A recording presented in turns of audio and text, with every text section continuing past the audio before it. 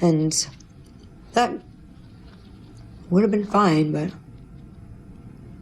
I got smaller.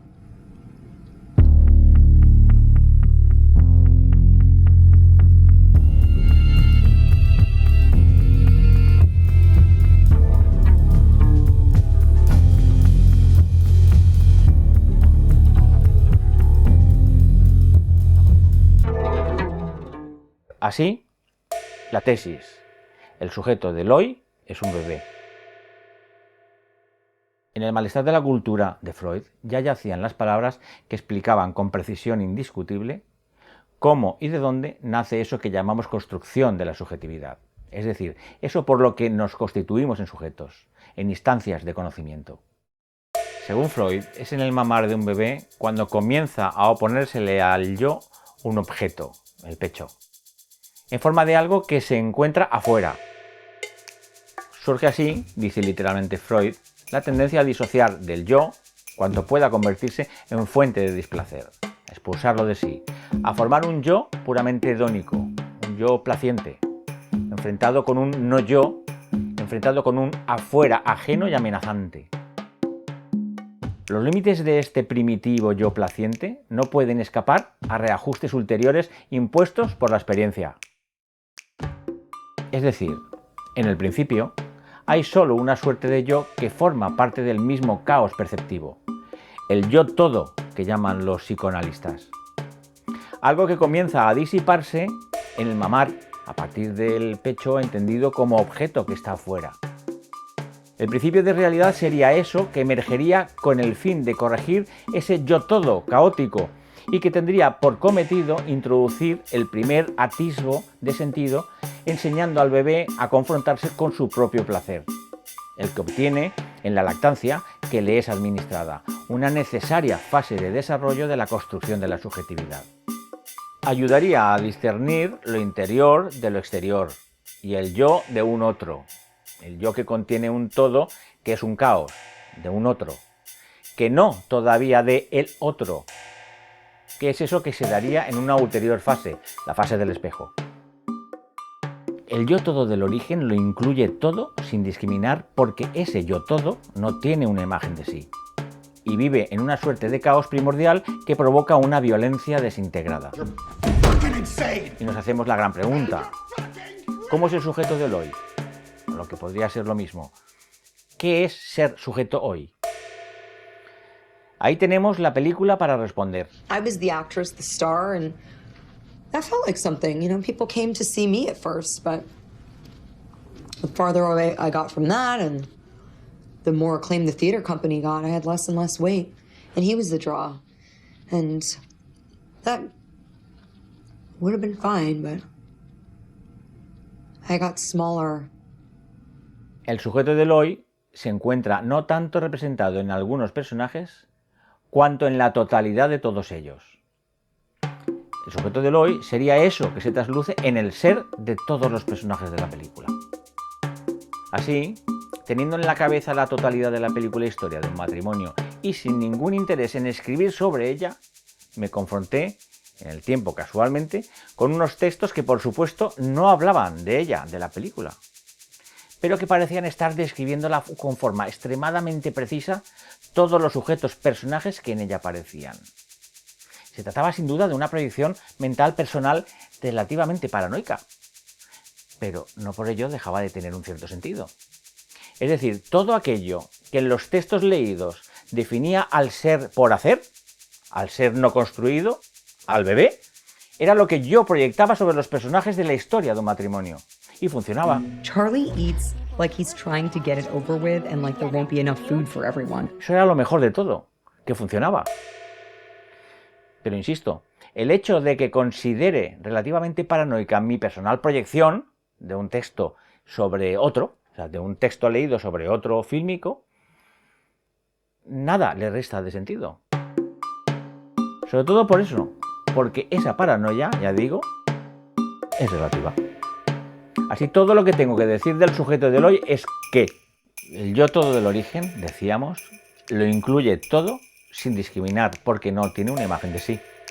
Y vive en una suerte de persistente fase que podríamos denominar esquizoparanoide. que tal fue la forma en la que Melanie Klein llamó a ese periodo en el que el bebé vive la realidad como una vivencia desintegrada. Una realidad que experimenta con un yo previo a toda imagen y en el que, por tanto, no existe el punto de vista. Ese yo previo a la imagen, insistimos, se caracteriza por no tener punto de vista. Por lo tanto, es el entorno eso que se impone sobre quien no tiene capacidad de discernimiento. El individuo del hoy se caracteriza fundamentalmente por, y cito de nuevo, porque parece escrito para él y sobre él, disociar del yo cuanto pueda convertirse en una fuente de displacer. Expulsarlo de sí, a tomar un yo puramente hedónico, un yo placiente, enfrentado con un no yo, con un afuera ajeno y amenazante. ¿Nos suena de algo esta descripción del bebé? Well, I think I'm gonna go if you two are gonna just sit around and suck each other's dicks.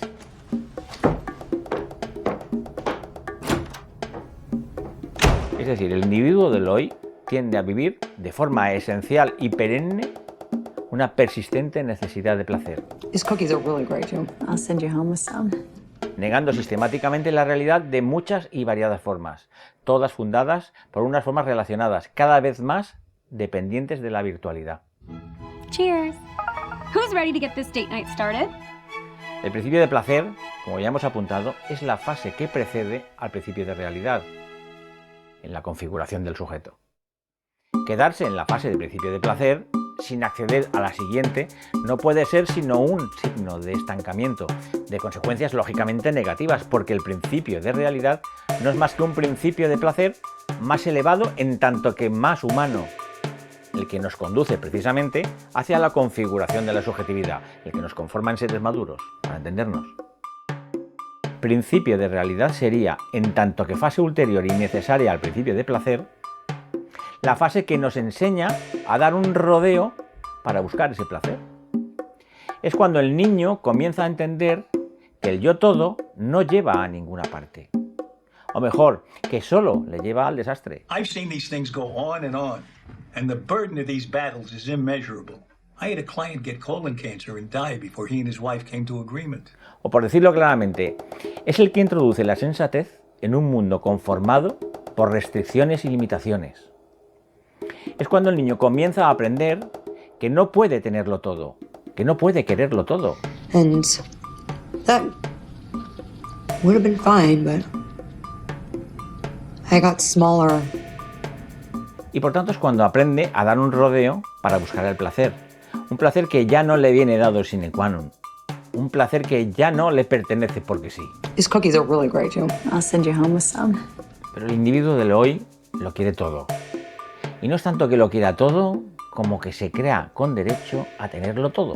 Y cuando a la gente le pasa algo, se le arregla todo y todo. El amor sin roces, la familia sin compromisos, el placer sin restricciones, la salud por defecto, nadar y guardar la ropa simultáneamente, discrepar estando a favor, pedir igualdad con muchas diferencias, ver la tele, YouTube, Netflix, Facebook y su teléfono, exigir justicia sin conocimiento, ser víctima y empoderada al mismo tiempo, vivir de noche y trabajar de día, saber sin estudiar, ser humilde y asertivo al mismo tiempo, ser libre y no parar por miedo a perderse algo, ser gourmet y vegano, sentirse libre y reclamar más estado, llevar una buena vida quejumbrosa, creer en la solidaridad sin hacer nada por el otro, etcétera, etcétera.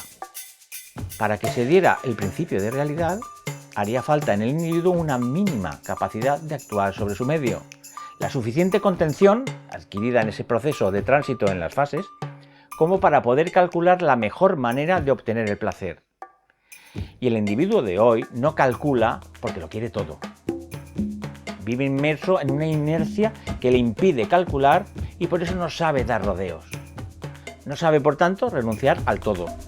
What? You're so merged with your own selfishness, you don't even identify it as selfishness anymore. You're such a dick! Si el niño de hoy no puede huir de los estímulos que le bombardean por no saber moverse, El individuo del hoy no puede huir de los estímulos que le bombardean por estar en movimiento continuo. Y tan agotador como frustrante es no poder moverse como no poder dejar de moverse. Did you say, Doc? If you stop, you die. ¿Y qué es lo único que puede hacer un niño lactante en esa circunstancia? Pues curiosamente, lo mismo que hace el individuo del hoy. Llorar, una forma de queja, y fantasear con la tecnología. Siendo el lloro la queja, tan característica del ser posmoderno y de la corrección política, y su fantasía la que deposita en manos de la tecnología. Llorar y fantasear, lo impropio del adulto.